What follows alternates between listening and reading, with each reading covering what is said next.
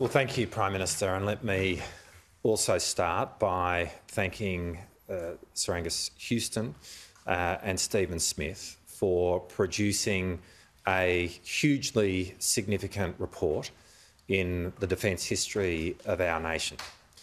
Today's defence statement observes that we are facing the most challenging set of strategic circumstances that we have for decades, and we do so at a time where Australia's economic connection with the world has never been greater. We are enormously proud of the Australian Defence Force, which is a fantastic defence force. And the defence posture that we have had for the last few decades has served our nation well. But in the circumstances that we now face, that defence posture is no longer fit for purpose. And so today, for the first time in 35 years, we are recasting the mission of the Australian Defence Force, which will have 5 elements to it. Firstly, to defend our nation and our immediate region. Secondly, to deter through denial any adversary that seeks to project power against Australia or our interests through our northern approaches. Thirdly, to protect Australia's economic connection to the region and the world. Fourthly, with our partners, to provide for the collective security of the Indo-Pacific. And fifthly, with our partners, to provide for the maintenance of the global rules-based order. Now, most of those objectives as part of the new mission of the Australian Defence Force are well beyond our shores. And so we need to have a Defence Force which has the capacity to engage in impactful projection through the full spectrum of proportionate response. Now, the Defence Strategic Review contains many recommendations which give expression to that change of posture. But in response to the DSR, today the government is announcing that we will be focusing on 6 initial priorities.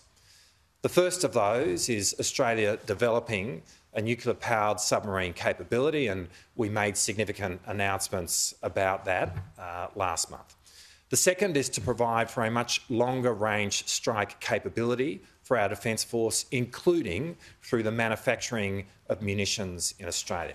The third is to better enable the Australian Defence Force to operate out of our northern bases. The fourth is to provide for a much quicker transition of new innovative technologies into service, and that's particularly with respect to operationalising Pillar 2 of the AUKUS arrangement. The fifth is investing in the recruitment and the retention of our Defence Force personnel. And the sixth is to improve our defence cooperation with our neighbours in the region, particularly in the Pacific. Now, there's been a lot of speculation over the last few days in relation to Army, and I want to say something about that.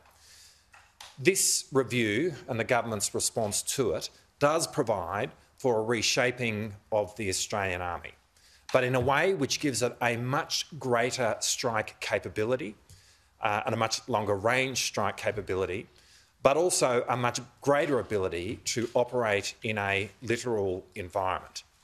Ultimately, what the DSR recommends and what the government is going to put in place will give rise to an army with a much more focused mission, with a much more enhanced capability. There are a lot of decisions that we have taken to reprioritise programs to put a focus on the 6 priorities that I have just described. And there are difficult decisions associated with these, and Minister Conroy will speak to some of them. But I do want to highlight that the review makes a recommendation, which the government accepts, of establishing a short, sharp review into Australia's surface fleet. And that is a review that we will undertake, and it will report in the 3rd quarter of this year. But I want to emphasise that in the context of that review, the DSR makes clear that it is essential Australia maintains a continuous naval shipbuilding capability, We accept that recommendation and we are utterly committed to building ships in both Adelaide and Perth. The cost of the DSR over the forward estimates will be around $19 billion. Much of that is already provided for in the budget. But as a consequence of the DSR and the government's response to it, we're reprioritising $7.8 billion worth of programs to enable us to put a focus on the 6 priorities that I have described. And we can do that over the course of the forward estimates within the current resources which are provided for defence. Beyond that, however, defence spending will need to grow. A recommendation of the DSR is that we do need to see a growing defence budget, and it is absolutely our expectation that defence spending over the medium term, over the decade, will grow above the existing trajectory of growth that we inherited from the former government. The DSR provides for recommendations around the future articulation of national defence and strategic policy. It does so by recommending to go dispense with intermittent defence white papers. We agree with this recommendation. And the DSR recommends a structure of having a biennial national defence strategy. So today we are announcing that the first national defence strategy will occur next year.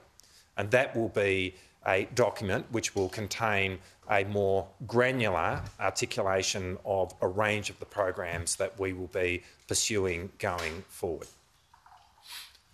All of this is a watershed moment for defence policy in our country's history.